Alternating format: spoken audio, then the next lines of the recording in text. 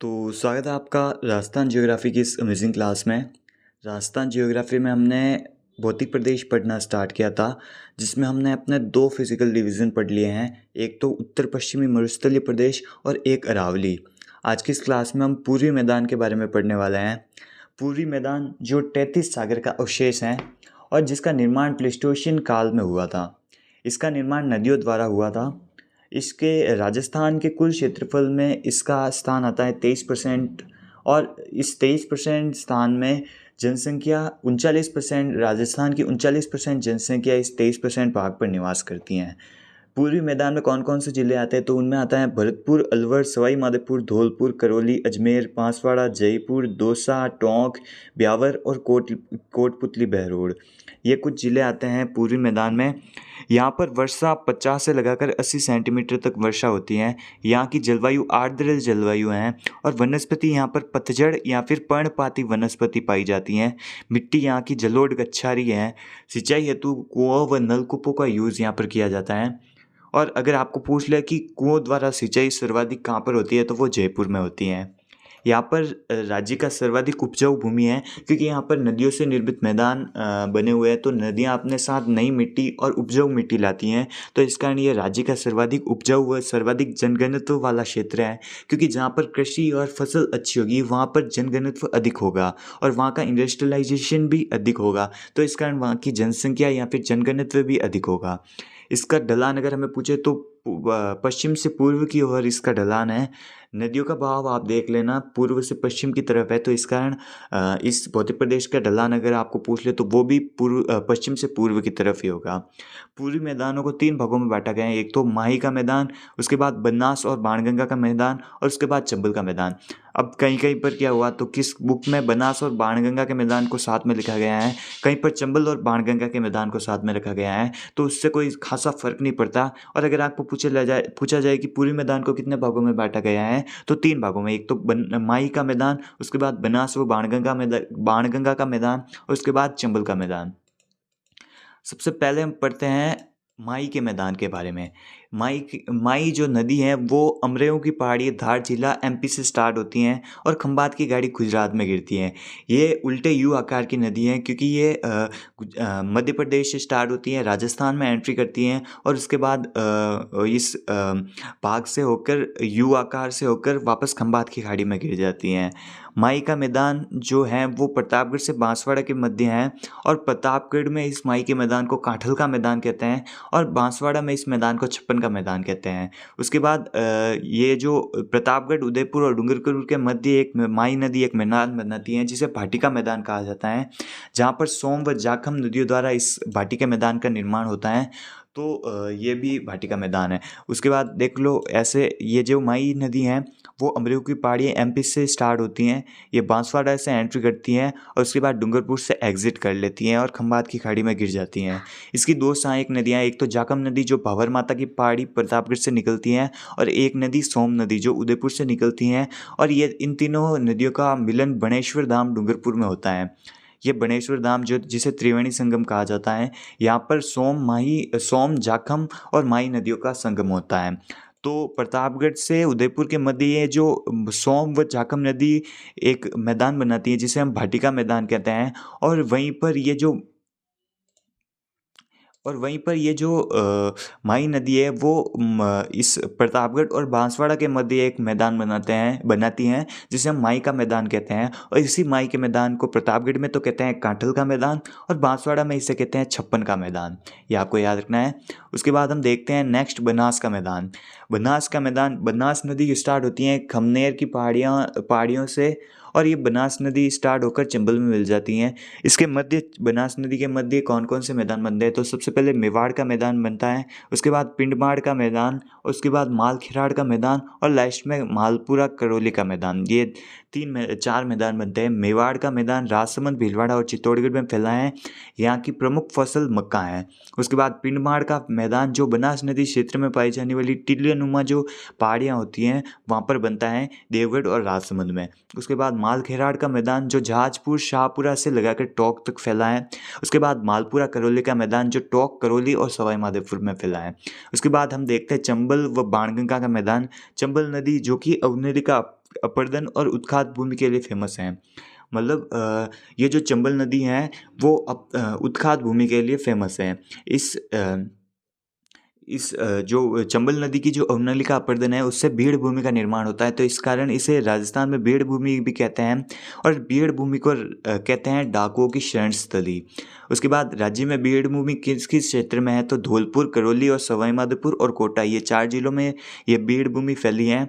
और बीड़ को रोकने के लिए एक कार्यक्रम चलाया गया, डांग विकास कार्यक्रम 2004-05 में ये चलाया गया राज्य सरकार द्वारा। उसके बाद कंदरा विकास कार्यक्रम जो केंद्र सरकार द्वारा 1989 में चलाया गया। उसके बाद एक पार्ट आता है कि डांग की रानी किसे कहते हैं, तो डांग की रानी करौली को कहते हैं और डांग का राजा धौलपुर को कहते हैं। उसके बाद हम बाणगंगा का मैदान देखेंगे। बाणगंगा जो बैराट की पहाड़ियों कोतपुतली बैरोड से स्टार्ट होती हैं और जयपुर, दौसा, भरतपुर होती हुई फतेहाबाद उत्तर प्रदेश में यमुना नदी से मिल जाती हैं। बाणगंगा के मैदान को हम रोई का मैदान कहते हैं। बाणगंगा व यमुना के मध्य ये मैदान बनता है। और देखो 2 शब्दावली आती हैं, खादर किस एग्जामों में पूछा जाता है कि खादर किसे कहते हैं और भांगर किसे कहते हैं। जो नदियाँ मतलब अपने साथ हर वर्ष नई मिट्टी बहा कर लेके आती हैं और उसी नवीन जलोढ़ के मैदान को हम खादर प्रदेश कहते हैं। और ये जो बांगर प्रदेश क्या हैं, तो जब बाढ़ के साथ नई मिट्टी आती हैं और उसके बाद 4-5 साल 6 साल बाढ़ नहीं आती और वो जो नई मिट्टी 5-6 साल पहले लाई थी वो पुरानी हो जाती हैं, तो उस ओल्ड जलोढ़ मिट्टी को बांगर प्रदेश कहा जाता है। तो ये आपको याद रखना है। ये हम जब भारत भूगोल पढ़ेंगे तब इसके बारे में एकदम प्रॉपरली चर्चा करेंगे। अभी के लिए आपको यही याद रखना है कि खादर क्या है तो नवीन जलोढ़ और बांगर क्या है तो ओल्ड जलोढ़ मिट्टी। उसके बाद हम नेक्स्ट अपना भौतिक प्रदेश स्टार्ट करते हैं, दक्षिणी पूर्वी पठारी प्रदेश, जो कि गोंडवाना लैंड का अवशेष है, जिसका निर्माण क्रिस्टेशियन काल में हुआ था ज्वालामुखी के दरार के लावा से। यहाँ पर काली मिट्टी पाई जाती हैं। ये मालवा के पठार का उत्तर पश्चिमी विस्तार है जो राजस्थान के दक्षिण पूर्व भाग पर फैला है। मतलब मालवा का पठार जो एमपी में है उसका उत्तर पश्चिमी विस्तार ये उत्तरी पश्चिमी विस्तार ये दक्षिणी पूर्वी पठारी प्रदेश हैं जो कि राजस्थान के दक्षिण पूर्व में है। इस भौतिक प्रदेश में राजस्थान के 6.99% भाग पर ये भौतिक प्रदेश फैला है, जिस पर राज्य की 11% जनसंख्या निवास करती है। इसका विस्तार कोटा, बूंदी, सवाई माधोपुर, झालावाड़, चित्तौड़गढ़ व भीलवाड़ा के कुछ भागों में है। यहाँ पर औसत वर्षा 80 से लगाकर 100 सेंटीमीटर तक है। यहाँ की जलवायु अति आर्द्र जलवायु है। फसलें यहाँ पर कपास, अफीम, चावल, गन्ना आदि फसलें यहाँ पर प्रमुख हैं। यहाँ की मिट्टी काली, मध्यम काली या फिर अल्फिलसोल्स मृदा यहाँ पर पाई जाती हैं। इसका ढलान अगर हमें पूछे तो दक्षिण से उत्तर पूर्व की ओर इसका ढलान है। यहाँ पर स्थानीय भाषा में हाड़ौती का पठार इसे कहा जाता है या फिर माल या फिर संक्रांति प्रदेश इस भौतिक प्रदेश को कहा जाता है। इसको हम 2 भागों में बांटते हैं, एक तो विंध्यन कगार भूमि, उसके बाद नेक्स्ट हम देखते हैं दक्कन का लावा पठार। सबसे पहले हम स्टार्ट करने वाले हैं विंध्यन कगार भूमि जो कि बूंदी व सवाई माधोपुर में क्षेत्र में फैली है। यहाँ पर बलुआ पत्थरों की मात्रा अधिक पाई जाती है। यहाँ पर एक महान सीमा भ्रंश है जिसे हम ग्रेट बाउंड्री फॉल्ट भी कहते हैं, जो कि विंध्याचल और अरावली को अलग करता है। तो इस कारण अगर आपको पूछ ले कि ग्रेट बाउंड्री फॉल्ट कहाँ पर है तो वो है दक्षिण पूर्वी पठारी प्रदेश में। और ये किसको अलग करती है तो ये विंध्याचल पर्वतमाला को अरावली पर्वतमाला से अलग करती हैं।